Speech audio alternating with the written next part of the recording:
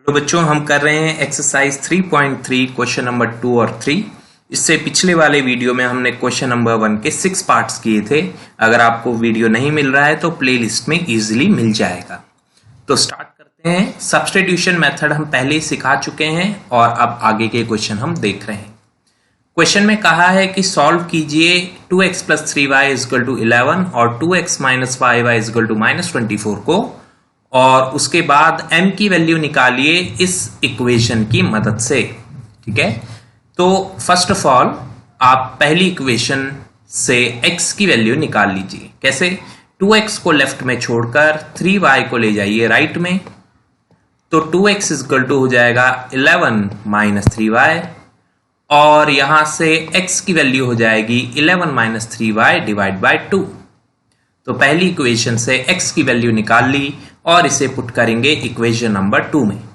तो equation number 2 है 2x, तो यहां x की जगह मैं लिखूंगा 11 - 3y / 2। देखिए 2x है, 2x की जगह 11 - 3y / 2 एंड देन -4y = -24।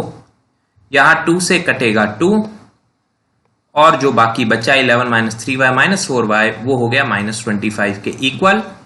तो इतना तो समझ में आ गया है। आगे 11 को ले गए राइट साइड में, बन जाएगा -11 -24 और -11 मिलके बनेंगे -35, दोनों ऐड हो जाएंगे। अब ये जो -7 है ये y से मल्टीप्लाई हो रहा है, तो राइट साइड में इसको डिवीजन में भेजेंगे। -35 अपॉन -7, नेगेटिव से नेगेटिव कटेगा, 7 × 5 = 35। y की वैल्यू 5 आ चुकी है और इसको हम पुट कर देंगे यहां इक्वेशन नंबर 3 में, यानी जहां हमने x के लिए वैल्यू निकाली थी वहां पर। तो y की वैल्यू अगर यहां 5 पुट करेंगे तो 5 × 3 = 15, 11 - 15 हो जाएगा -4 और -4/2 हो जाएगा -2। तो ये आपके x की वैल्यू भी आ गई। अब आगे की बात करते हैं।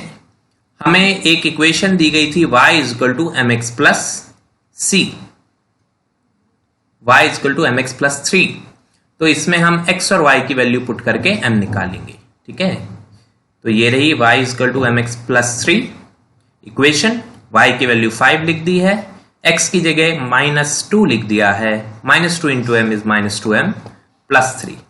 अब इस 3 को ले जाइए लेफ्ट साइड में, तो 5 - 3 हो जाएगा 2 और राइट साइड में है -2m, और फाइनली आप m की वैल्यू निकाल पाएंगे इस -2 को डिवाइड में भेज के, तो 2 upon -2 will be -1, so m की वैल्यू हो गई -1।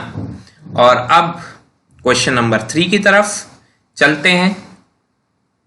क्वेश्चन नंबर 3 में है वर्ड प्रॉब्लम्स। तो देखते हैं, पहला पार्ट कहता है the difference between 2 numbers is 26।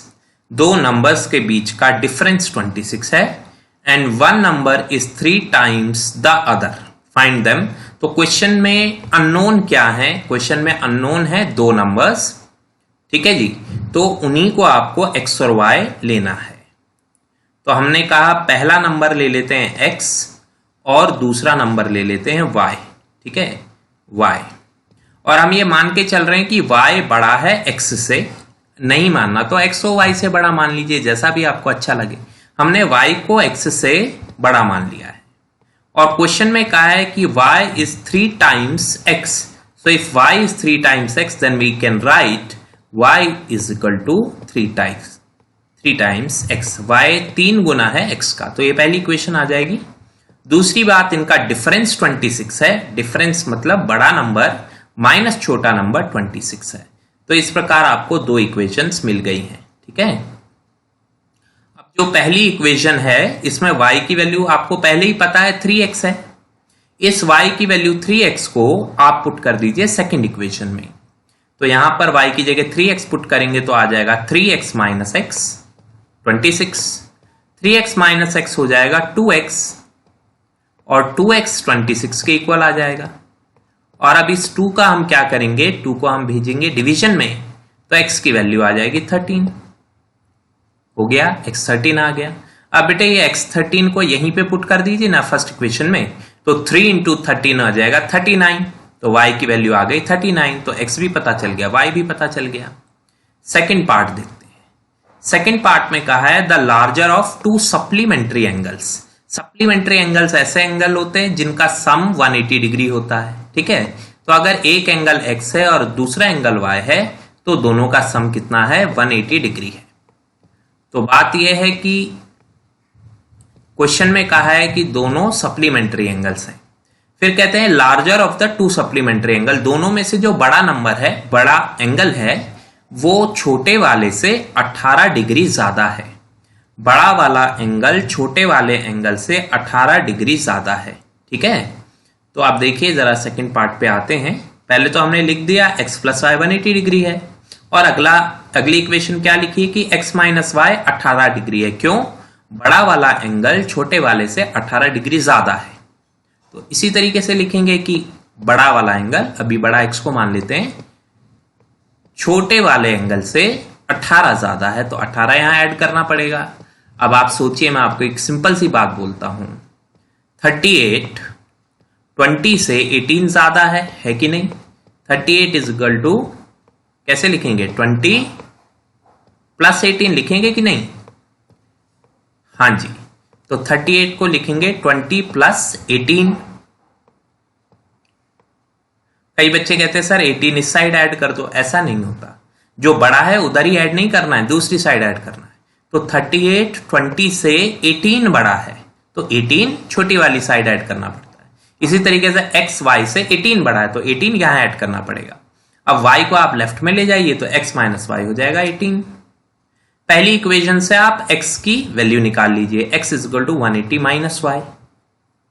समझ में आ गया? पहली इक्वेशन से x की वैल्यू आ गई 180 माइनस वाई। और अब इसे सेकंड में पुट कर देंगे तो सेकंड इक्वेशन क्या है, x minus y is equal to 18। इस x की जगह मैं लिख दूंगा 180 माइनस वाई। देखिए x की जगह लिख दिया 180 माइनस वाई, ठीक है।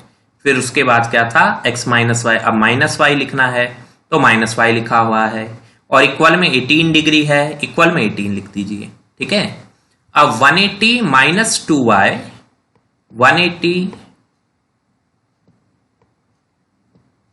Minus 2y is equal to कितना हो गया, 18, ठीक है। अब इस 18 को ले आइए लेफ्ट में तो माइनस हो जाएगा, 180 में से 18 माइनस होगा 162 आ जाएगा। और माइनस 2y को ले जाइए राइट में तो राइट में 2y है। अब इस 2 से डिवाइड कर दीजिए 162 को, तो 2 8 जा 16, 2 1 जा 2, तो y की वैल्यू कितनी हो गई, 81 डिग्री हो गई। बोलो बेटा समझ आ गया? तो अगर आपको y मिल गया है तो इस इक्वेशन में आप y की वैल्यू 81 पुट कर दीजिए और x की वैल्यू आ जाएगी। तो 180 माइनस 81 हो जाएगा 99, ठीक है ना। तो दोनों एंगल आपको पता चल गए, 99 और 81, ओके। अब देखते हैं third part,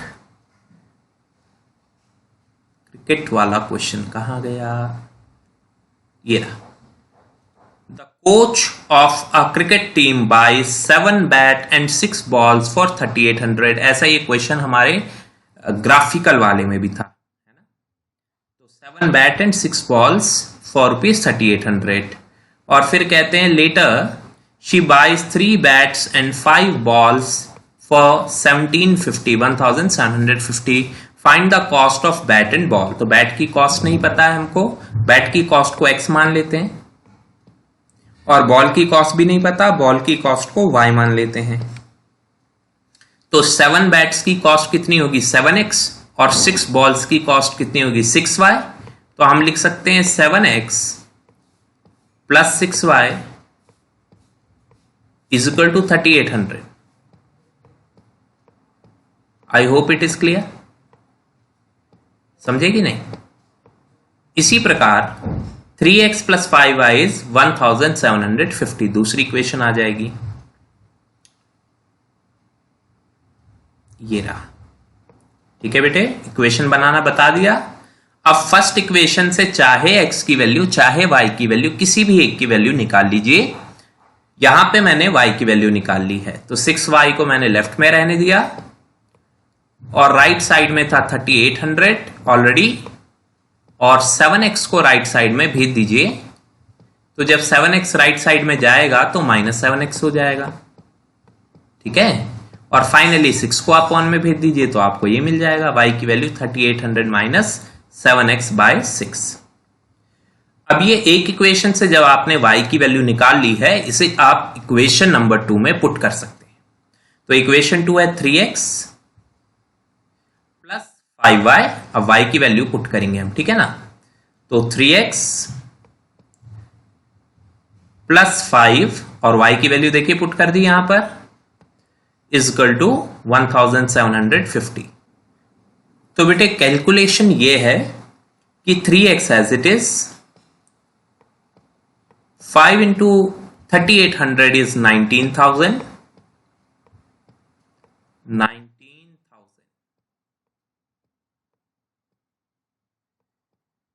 and then sin 5 is 35x and all this divided by 6, this whole thing. So divided by 6 divided by 6 and RHS तो जो है वो है ही। अब इसको बेटे 2 से कैंसिल कर दीजिए, 2 से होगा तो 9500 आएगा और अपॉन में 2 3 जा 6, ओके। तो इस तरीके से आपको ये मिल जाएगा is equal to 1750। Now x वाली टर्म्स को तो आप लेफ्ट में रहने दीजिए, यानी 3x को और -35x/6 को लेफ्ट में रहने दीजिए। राइट में 1750 पहले से ही है और इस 9500 को भी राइट में ले जाइए डिवाइड बाय 3, ओके। तो ये प्लस वाली टर्म जब राइट में जाएगी तो माइनस हो जाएगी, ठीक है। इधर हमने एलसीएम लिया, 6 3 जा 18, 18x माइनस 35x, क्लियर है। ये हो जाएगा -17x डिवाइड बाय 6 और 1750 को 3 से मल्टीप्लाई करेंगे तो 5250 आएगा, -9500 डिवाइड बाय 3। प्लस माइनस का काम है, खुद से करना है। दोनों तरफ नेगेटिव कैंसिल कर देंगे, ठीक है बेटे। और डिनोमिनेटर्स कैसे सॉल्व होंगे, देखिए इस 3 से ये 6 कटेगा, 3 2 जा 6 और ये 2 फिर यहां क्रॉस मल्टीप्लाई हो जाएगा 4250 में, जिससे 8500 आ जाएगा।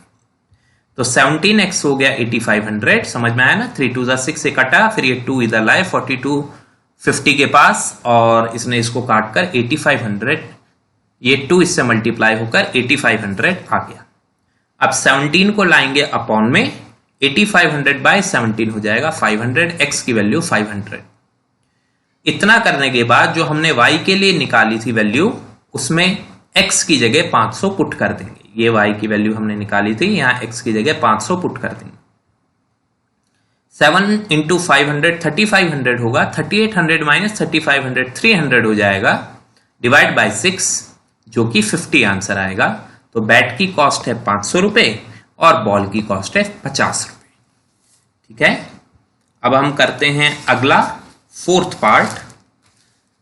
बहुत ही अच्छा क्वेश्चन है, टैक्सी चार्ज पे बेस्ड है, देखते हैं। तो 4th क्वेश्चन है, the taxi charges in a city consist of a fixed charge together with charge for the distance covered. तो जब भी आप टैक्सी में ट्रेवल करते हैं, इस क्वेश्चन के अनुसार आपसे 2 तरीके का चार्ज लिया जाता है। एक तो फिक्स्ड चार्ज यानी कि वो टैक्सी बुक करने का चार्ज, और दूसरा आपने कितना डिस्टेंस ट्रेवल किया उसके हिसाब से जो आपसे पैसे लिए जाएंगे, वो पर किलोमीटर के अकॉर्डिंग पैसा लिया जाता है। तो क्वेश्चन में कहते हैं कि 10 किलोमीटर अगर आप उस पर ट्रेवल करेंगे तो आपको 105 रुपए देने पड़ेंगे, और अगर आप 15 किलोमीटर ट्रेवल करते हैं उस गाड़ी में तो आपको 155 रुपीज देने पड़ेंगे। तो आपसे कह रहे हैं बताइए वो फिक्स चार्ज कितना है और पर किलोमीटर कितना चार्ज है, और ट्रेवलिंग डिस्टेंस अगर 25 किलोमीटर है तो कितने रुपए आपको देने पड़ेंगे। तो अपने साथ एनसीईआरटी लेकर बैठे हैं, उसको 1-2 बार और क्वेश्चन को पढ़ लीजिए, ठीक है। तो मैं आपको समझा देता हूं क्या हमने करना है। तो मान लिया जाए कि टैक्सी को बुक करने के जो रुपए आप दे रहे हैं वो दे रहे हैं x रुपए। तो आप चाहे उस गाड़ी में बैठ के 1 किलोमीटर जाओ, 2 जाओ, 10 जाओ, 15 जाओ, 25 जाओ, उससे फर्क नहीं पड़ता, ये x रुपए आपको उस टैक्सी ड्राइवर को देने ही देने पड़ेंगे, समझ गए। इसके बाद फिर बारी आती है पर किलोमीटर के हिसाब से पैसे देने की। तो मान लिया जाए आपने 3 किलोमीटर ट्रेवल किया, तो 1 किलोमीटर के वो y रुपीस लेता है, तो 3 किलोमीटर के वो लेगा y plus y plus y, है ना, y plus y plus y 3 बार, तो इसको लिखेंगे 3y, इतने रुपए ले लेगा पर किलोमीटर के और इतने बुक करने के, तो टोटल इतने रुपए आपको देने पड़ेंगे x प्लस 3y। ऐसे ही अगर आप 10 किलोमीटर जाते हैं तो x रुपए तो आपसे लेगा ही लेगा, और y plus y plus y plus y 10 times, क्योंकि 10 किलोमीटर आप गए, है ना। अगर 1 किलोमीटर का मान लिया जाए 2 रुपए होता है, तो 10 किलोमीटर के 2 रुपए करके 2 10 20 तो होंगे, सही है कि नहीं। तो यहां पर 10 इंटू वाई रुपीज हो गए, प्लस x फिक्स चार्ज, ये टोटल पैसा मिलाकर आपको 105 रुपए देने हैं, ठीक है। इसी प्रकार जब आप 15 किलोमीटर ट्रेवल करते हैं तो x रुपए तो आपको देने ही पड़ेंगे, प्लस 15 बार वाई रुपीज मिलाएं तो 15 वाई रुपीज भी देने पड़ेंगे, और ये मिलाकर होते हैं 155 रुपीज। अब मैं सब्स्टिट्यूशन की मदद से एक्स वाई निकाल लेता हूं। पहली इक्वेशन में 10y को राइट साइड में भेजेंगे तो x की वैल्यू आ जाएगी 105 माइनस 10y, ठीक है जी। अब x की वैल्यू आ गई 105 माइनस 10y, और इस x की वैल्यू को इक्वेशन नंबर 2 में पुट कर दीजिए। तो इक्वेशन 2 में जहां पर x है उसकी जगह मैं लिख रहा हूं 105 माइनस 10y, समझ में आया, और प्लस 15y तो था ही पहले से, इज इक्वल टू 155। तो कैलकुलेशन क्या बनेगी, 105 ऐसे की ऐसे, और प्लस 15y माइनस 10y बन जाएगा प्लस 5y, और RHS में कितना है जी, RHS में है 155। तो बेटे यहां तक समझ आना चाहिए पहली बात। अब 105 को राइट में ले जाइए, 155 में से 105 माइनस करोगे तो 50 बचेगा, 5y 50 है तो y की वैल्यू आ जाएगी 10, और इस y की वैल्यू 10 को जो आपने x की वैल्यू निकाली थी, x की वैल्यू निकाली थी आपने 105 माइनस 10y, ठीक है, उसमें आप y की वैल्यू पुट कर दीजिए, y की वैल्यू है 10, तो 10 10 हो जाएगा 100, 105 माइनस 100, 5 रुपीज फिक्स चार्ज है, तो फिक्स चार्ज आपसे 5 रुपीज लिए जा रहे हैं और पर किलोमीटर के आपसे 10 रुपीज लिए जा रहे हैं। ये हो गया आपके पास फाइनल आंसर। फिर कहते हैं 25 किलोमीटर के कितने लेंगे, भाई पहले तो टैक्सी बुक करने के 5 रुपए ले लेगा, और हर किलोमीटर के 10 रुपीज लेता है, तो 25 किलोमीटर के 250 रुपीज हो जाएंगे, 25 10 250, और 250 प्लस 5 हो जाएगा 255। ये आपके कुल पैसे हैं जो 25 किलोमीटर ट्रेवल करने के आपको देने पड़ेंगे। तो अब आते हैं हम 5th पार्ट पे, और ये क्वेश्चन है फ्रैक्शन पे बेस्ड। फ्रैक्शन सबको पता ही है, x by y type, okay, जहां पर x है न्यूमरेटर और y है डिनोमिनेटर, ठीक है जी। सो अब फ्रैक्शन बिकम्स 9/11, एक फ्रैक्शन बन जाता है 9/11 अगर 2 ऐड किया जाए न्यूमरेटर में भी डिनोमिनेटर में भी। तो अगर न्यूमरेटर में भी 2 ऐड कर देंगे और डिनोमिनेटर में भी 2 ऐड कर देंगे, ये एक ही है बेटा, ये लाइन पूरी एक है, तो ये फ्रैक्शन की वैल्यू है 9/11। क्वेश्चन समझ में आया। वैसे फ्रैक्शन को मैंने x बाय वाई से डिनोट किया है, जहां पर x उसका न्यूमरेटर और y उसका डिनोमिनेटर है, तो न्यूमरेटर में 2 और डिनोमिनेटर में 2 ऐड करने पर फ्रैक्शन की वैल्यू 9/11 के इक्वल है। फिर है if 3 is added to both numerator and denominator. अब कहता है कि अगर न्यूमरेटर और डिनोमिनेटर में 3 ऐड कर दिया जाए तो फ्रैक्शन की वैल्यू बन जाएगी, 3 ऐड कर दिया जाए तो फ्रैक्शन की वैल्यू बन जाएगी 5/6। सीधा सीधा आपके पास 2 इक्वेशंस बनेंगी, एक इससे एक इससे क्रॉस करके। देखते हैं फटाफट 5th पार्ट, ये रहा। तो फ्रैक्शन है आपके पास x/y, तो ऊपर नीचे 2 2 ऐड किया तो 9/11 बन गया, इसको इधर क्रॉस मल्टीप्लाई, इसको इधर cross multiply, 11x plus 22 is equal to 9y plus 18। समझ में आया। इस 9y को लेफ्ट में ले जाते हैं, इस 22 को राइट में ले जाते हैं, तो 11x माइनस 9y तो हो गया लेफ्ट में, और 18 माइनस 22 हो गया राइट में। 18 माइनस 22 इज -4। यहां तक समझ आ गया। ये आपकी पहली इक्वेशन बन गई। क्या बनी पहली equation, 11x minus 9y is equal to -4। और अब दूसरी इक्वेशन की बात करते हैं। तो दूसरी इक्वेशन के लिए आपके पास फ्रैक्शन है x plus 3 upon y plus 3 equal to 5/6 और यहां पर आपको करना है क्रॉस मल्टीप्लाई। तो 6x प्लस 18 हो जाएगा। 6 से जब ये मल्टीप्लाई होगा और ये मल्टीप्लाई होगा 6 3 18 और ये y प्लस 3 जब 5 से मल्टीप्लाई होगा तो 5y प्लस 15 हो जाएगा। अब 5y को ले जाइए लेफ्ट में, माइनस कर दीजिए। 18 को ले जाइए राइट में। 15 minus 18 is -3। 6x minus 5 at the LHS। Now we have two equations. पहली इक्वेशन ये थी और दूसरी ये। अब इसको सॉल्व करेंगे। तो पहली इक्वेशन से अगर मैं x की वैल्यू निकालूंगा बेटे, इस इक्वेशन से पहली से, तो 11x लेफ्ट में रहेगा और -9y को ले जाएंगे राइट में, तो बन जाएगा +9y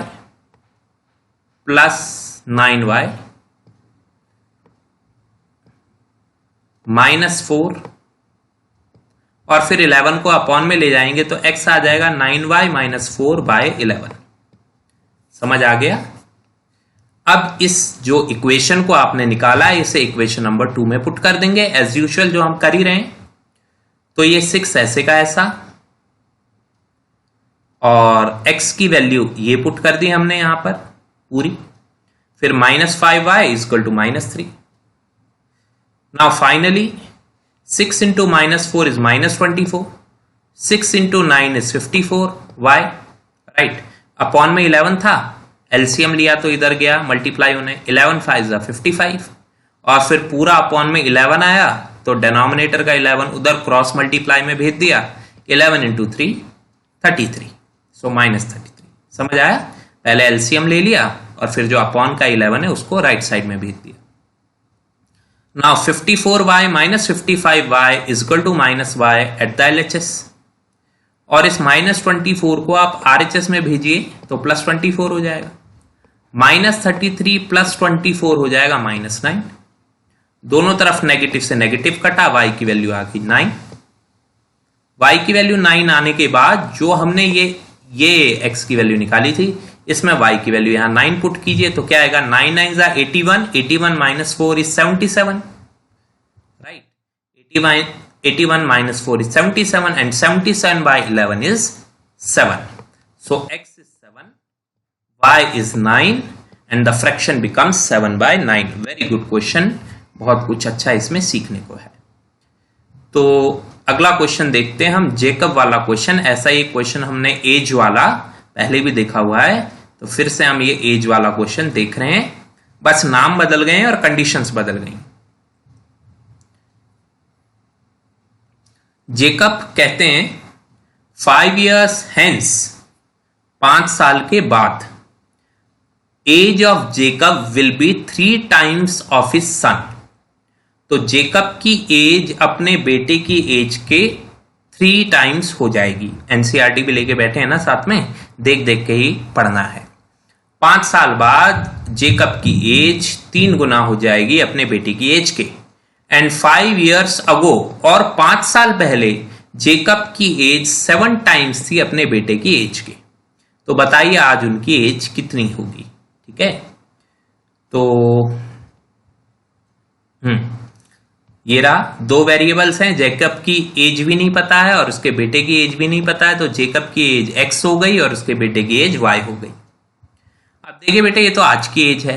5 साल बाद जेकब की एज कितनी होगी? 5 ऐड करना है, उतनी होगी। आप अपनी एज अगर आज 15 साल बताते हैं तो 5 साल बाद आप कितने साल के होंगे? 15 + 5 है कि नहीं? तो आप आज से 5 साल बाद 20 years के होंगे और उसके बेटे की एज भी y + 5 हो जाएगी। तो जेकब की एज यानी x + 5 3 times है, 3 times यानी 3 मल्टीप्लाई है उसके बेटे की एज की। अगर आप इसे सॉल्व करेंगे तो आपको इक्वेशन क्या मिलेगी? देखते हैं। x + 5, 3 into y is 3y and then 3 5s are 50 और फाइनली 3 5 3y को लेफ्ट में ले आएंगे और 5 को राइट में ले जाएंगे, तो 15 माइनस 5 10 हो जाएगा उधर, और 3y लेफ्ट में आके नेगेटिव हो जाएगा। तो ये आपकी पहली इक्वेशन है। इतना समझ आ गया? अब दूसरी इक्वेशन पे फोकस करते हैं।